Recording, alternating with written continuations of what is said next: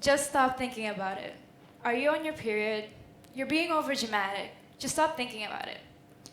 These are just a few of the most ridiculous phrases that are said to people with mental illness. It's funny how we all try to avoid the conversation of mental health because we all just assume it doesn't happen around us. But actually, researchers in the past few years have been finding statistics that say otherwise. Take a look at the people around you. Now, did you know that 1 in every 4 people will experience a mental health problem in any given year? That means within the small group of friends around you, one of you would have experienced this. And let's say each of us has a family consisting of at least 4 people. That means 1 person in each of our families. Another important statistics, which kind of explains why I decided to do this presentation, is that 3 out of 4 young people are afraid of the reactions of their friends when talking about their mental health problems. You might be thinking, who am I to talk about something like this? Well, actually, 1 out of 4 of those people in both of these statistics is actually me. Ever since I was young, I had the tendency to worry about a lot of things. But at that age, I assumed it was nothing, because all of us tend to worry about a lot of things. It was until I started high school, and it got worse. I woke up feeling afraid all the time, because I felt as if something bad was going to happen every day. And as the day went on, I'd get scared to go to class, talking to people, talking to my own family, because I was just too afraid that something was going to happen. And you see, now this is the first time I'm ever going to start talking about it. But this isn't just for the benefit of myself, but for everybody else who feels the same way. And maybe one of you or a few of you are in this room as well.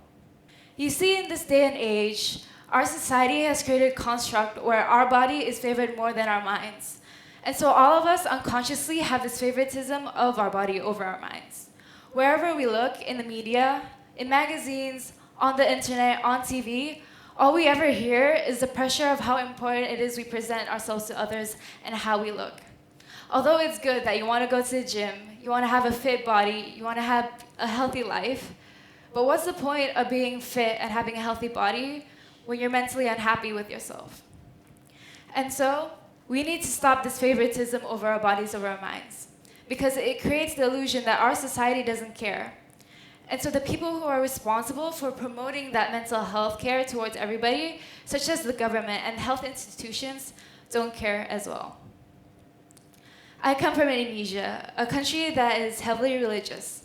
And whenever somebody is known to be mentally ill, they're directly associated with being possessed, and that they're associated with evil spirits and black magic.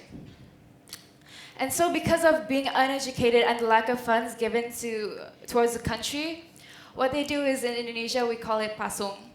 It's when you cage people up, lock them, and starve them. And this is just a photograph of one of the patients who had stayed at a mental institution before she passed away after 2 years.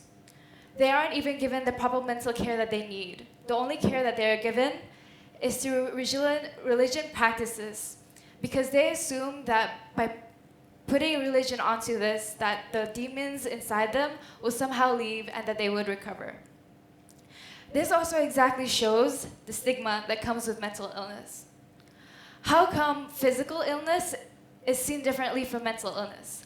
Let's say in the situations where somebody has cancer or any other type of disease, they're seen as heroes because they're strong enough to battle their own diseases throughout the years that they've overcome it. But when somebody comes out to being mentally ill, they're seen to be attention-seeking and selfish and overdramatic. Mentally ill is seen as a group of people who are something to be ashamed of. And this is also caused by the strong stereotype that we all associate it with. And the language that comes with it matters as well. You see, the top 3 words that are associated with being mentally ill is psycho, nuts, and crazy. We're associated with extreme causes, with the big headlines that show all these mentally ill people who have caused harm towards the society, such as mass shootings and social harm. And because of this, it causes fear in people. And when there is fear and people not being educated enough on the topic, it ends up to becoming the idea of avoidance and discrimination against the group. As a society, we need to learn to create a friendly environment for those who want to talk about their mental health problems. We need to be there to support them.